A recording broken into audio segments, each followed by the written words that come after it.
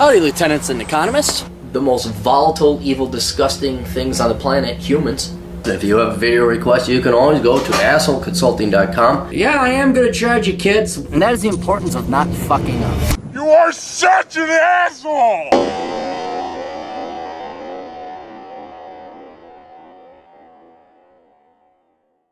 How you kids doing? This was an easy one. I just get to talk about myself. Hi, Aaron. I enjoy your writing and videos. I just finished Bachelor Pad Economic. It gives quite good advice. I'm not sure how long you've been doing asshole consulting. We are coming up on the 5, you can believe it, almost 5 years, guys, asshole consulting. March of 2014 is when I started. So 5 years. I think it's March 14th. I gotta look. I can look it up because I go to my first email. I'm like, there it is. I'm like, hey. So I think March 14th is the birth date of Asshole Consult. So we're coming up on 5 years. 5 years. When I didn't have all this gray hair and I was young and happy. Would you be interested in doing a short video reflecting on your asshole consulting career? Have the questions changed over time? Common problems, new societal problems emerging you see in the questions, etc. Thank you, Mr. M. Oh my goodness. I said, okay, do you want to elaborate or add any questions to the one you did? I could talk forever about asshole consulting, but if you had specific things you were interested in, or perhaps questions that had ramifications for society, I could more precisely talk about those topics. I think it'd be more interesting. He says, I have no questions in particular. I'm curious to see if anything in the types of questions or people that ask that reflects trends in the world, but hey, it's your call. There is, yeah, and I just will narrow it down to that. If you want to turn into Cappy's Asshole Consulting's greatest hits and tell stories about the happy, sad, and funny questions and endings, by all means do so. I have a file that is going to go, because when I'm old and dead, I'm going to write a book, like The Best of Asshole Consulting, or something like that, I don't know. And there are some very interesting, good, bad, happy, sad, ugly ones that are in there. But we'll save that for later. So let's go to your original question. Reflecting on your asshole consulting career, have the questions changed over time?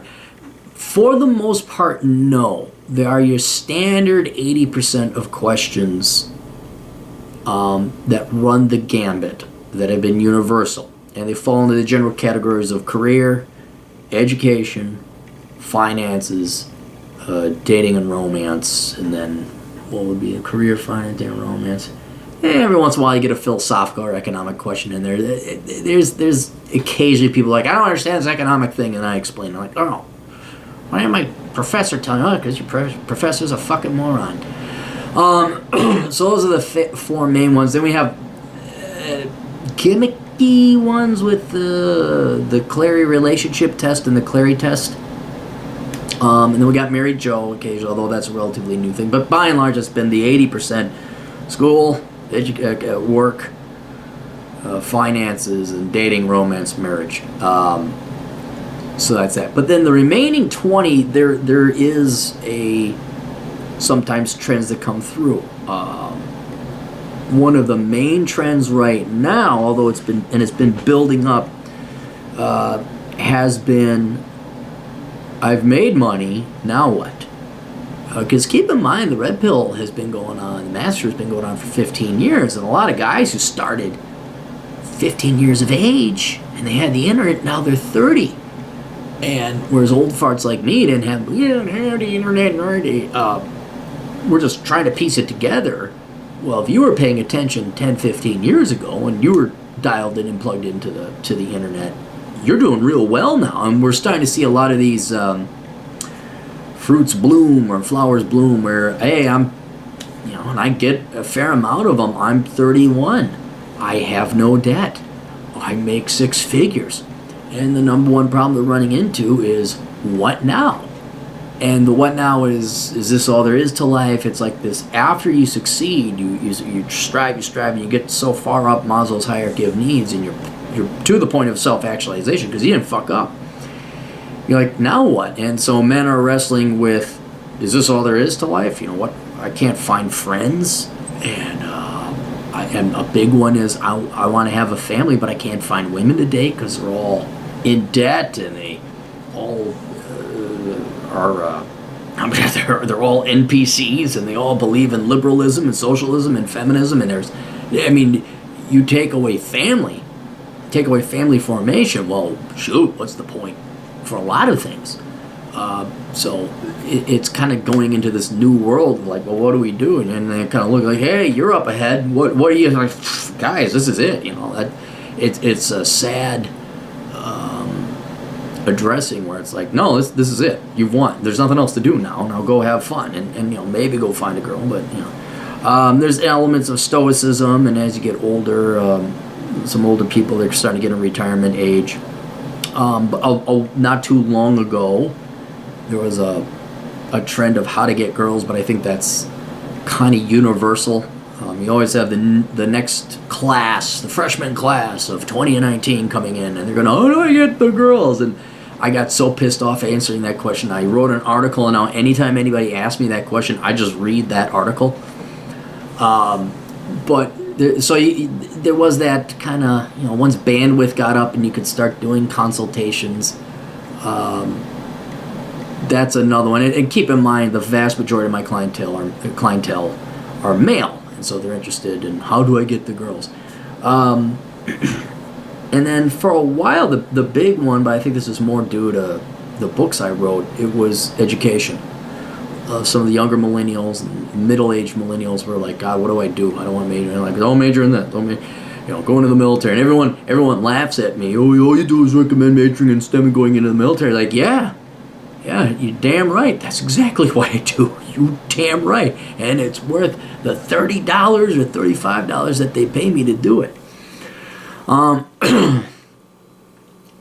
Common problems, we talked about that. The common questions.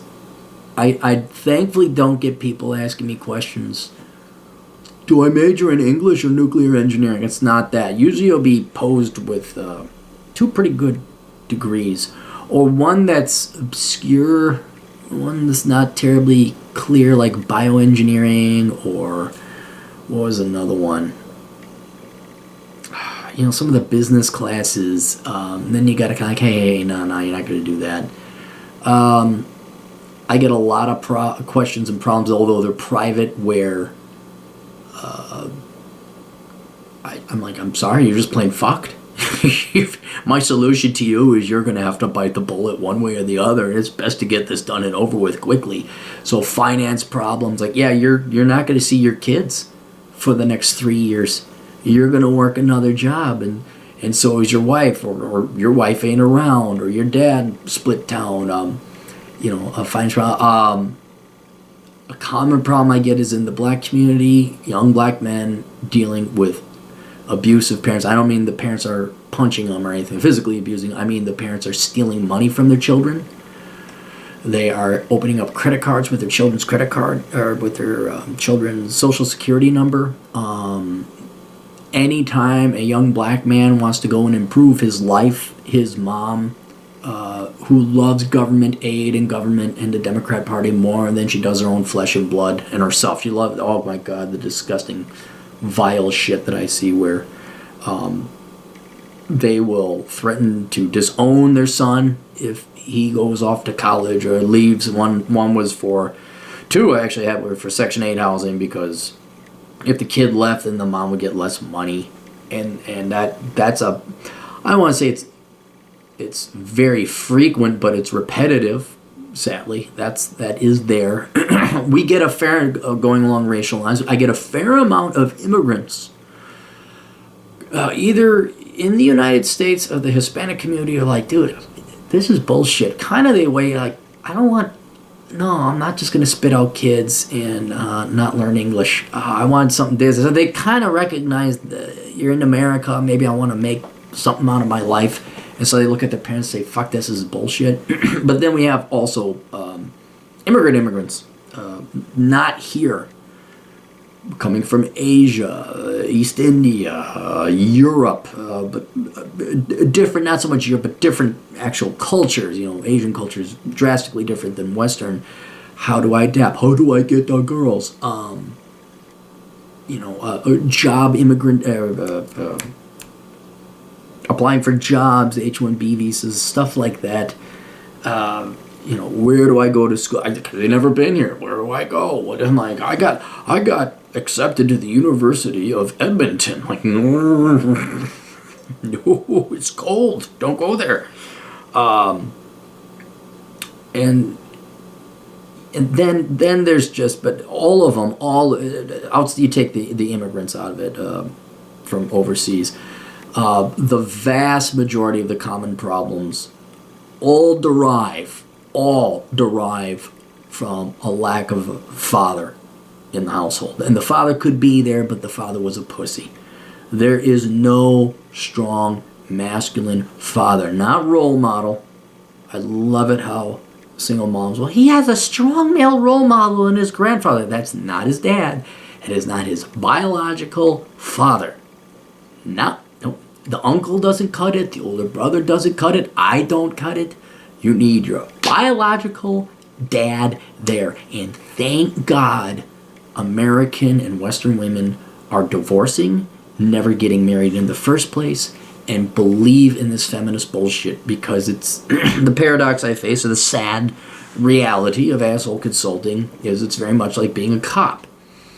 You wish there was no need for there to be the police, because that would be a utopia. There would be no crime.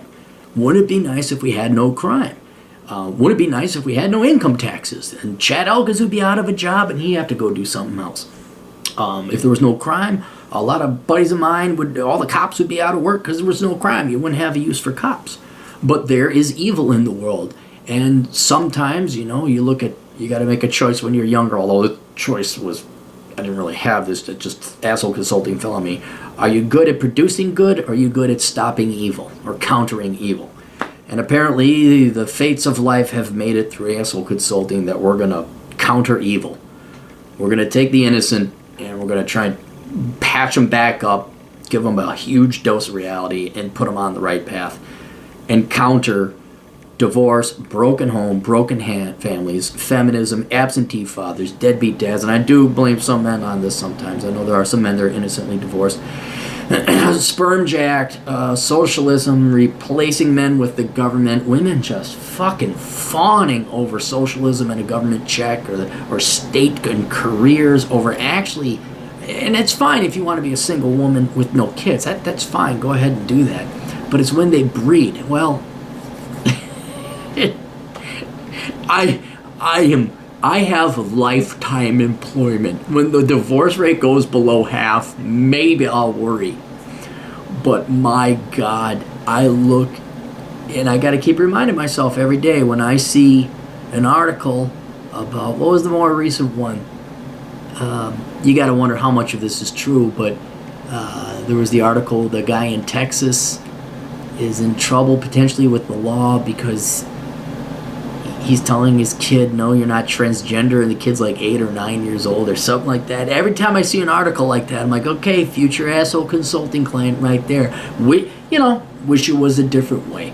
Wish it was different. But it's not. I mean, my God, if there is job security, it's in being the father or older brother kids never had.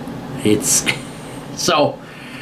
In one, I mean, not in one sense. In a total sense, I loathe and detest socialism, parasitism, feminism, loving the state and putting the government ahead of an individual.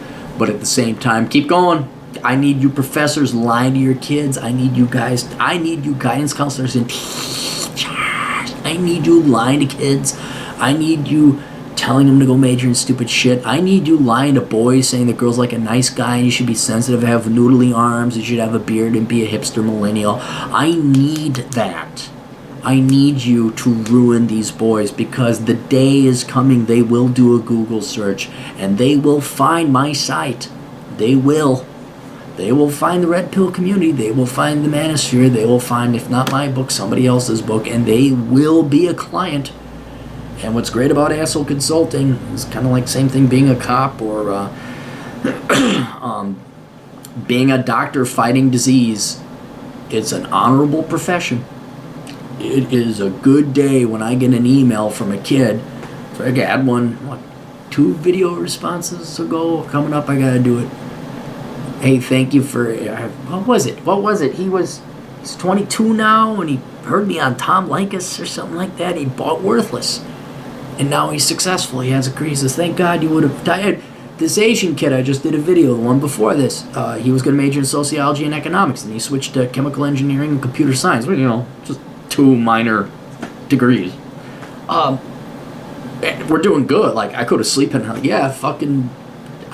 unlike every teacher, leftist, social worker, and every other woman, a guy who wants to work with children, I actually changed lives for the better, which not one teacher or a guidance counselor or professor or touchy-feely type could ever claim. They always change them. They change them, but they change them for the worse by lying to those kids. And so that's the seed, the core to asshole consulting. The common thread that they have, the common problems, is somebody in a position of authority lied to my client. And usually it's a combination, not solely a combination, of parents, teachers, guidance counselors, media, government, and academia. Wish there was a day I could have been just a regular old economist making my money, but no, you guys forged an asshole. New societal problems emerging, you see in the questions, etc. I pointed out young, successful men in general, but young men who have kept their nose clean, who didn't major in stupid shit, who are capitalizing on this pretty good economy. Entrepreneurs, they're running into existential crisis of sorts, where it's like, okay, I've done all this, and I'm successful. God, I got guys sitting on $250,000 cash, no student loans, making $6. What do I do now? Enjoy life. Well, but I kind of wanted to start a girl and start a family, find a girl, and have some kids. Well, too bad. That may not be in the cards. So that's the emerging question I see, is they're going to run into this wall. And the paradox or the quandary is, what's the solution? I mean, there is none. This is it.